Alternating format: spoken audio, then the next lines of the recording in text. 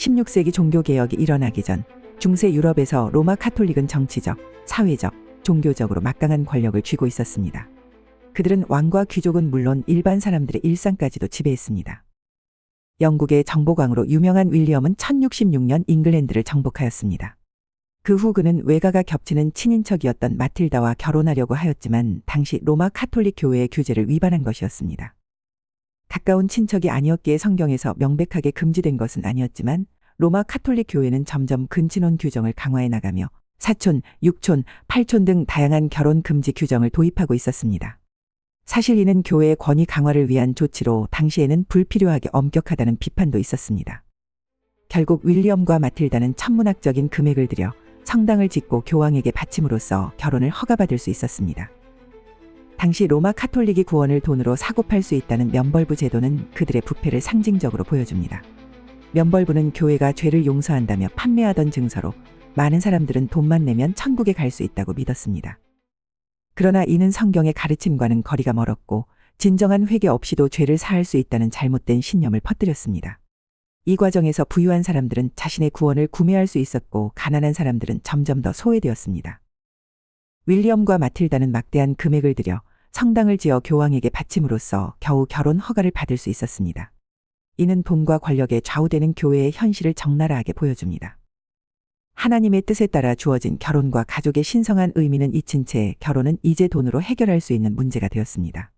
그 결과 가난한 사람들은 사랑하는 이와 결혼할 수 없었고 부유한 사람들만이 교회의 허가를 사는 부조리한 상황이 연출되었습니다. 로마 카톨릭 교회는 면벌부 판매뿐만 아니라 결혼 규제도 돈벌이 수단으로 사용했습니다. 사촌, 육촌, 심지어 14촌까지 근친혼을 금지하고 특별 허가를 받아야만 결혼할 수 있었습니다. 결국 이러한 교회의 부패는 중세 말기 유럽 전역에서 심각한 불만을 야기했고 종교개혁의 도화선이 되었습니다. 서유럽 경작지의 약 3분의 1이 교회의 소유가 되었고 독일과 영국의 절반에 이르는 땅도 교회가 소유하게 되었습니다. 부와 권력의 집중은 그들의 부패를 더욱 가속화시켰으며 성직자들은 사치스러운 생활을 이어갔습니다. 16세기 이러한 부패한 로마 카톨릭에 사람들은 더 이상 견디지 못하고 반기를 들기 시작했습니다. 바로 종교개혁이 일어난 것입니다. 마르틴 루터를 비롯한 많은 개혁자들이 교회의 부패를 비판하며 신앙의 본질을 되찾고자 노력했습니다. 그 결과 유럽 전역에서 프로테스탄트 운동이 일어나며 로마 카톨릭의 권위는 크게 흔들리게 됩니다.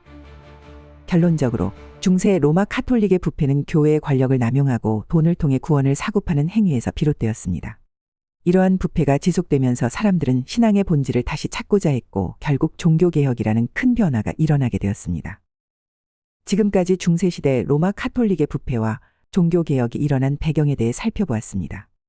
중세 이후의 카톨릭은 저 사건을 계기로 과거 역사를 본받아 많은 문제들을 개선해 나갔으며 개신교는 프로테스탄트 운동을 통해 새로운 신앙의 길을 열어나가고 있습니다.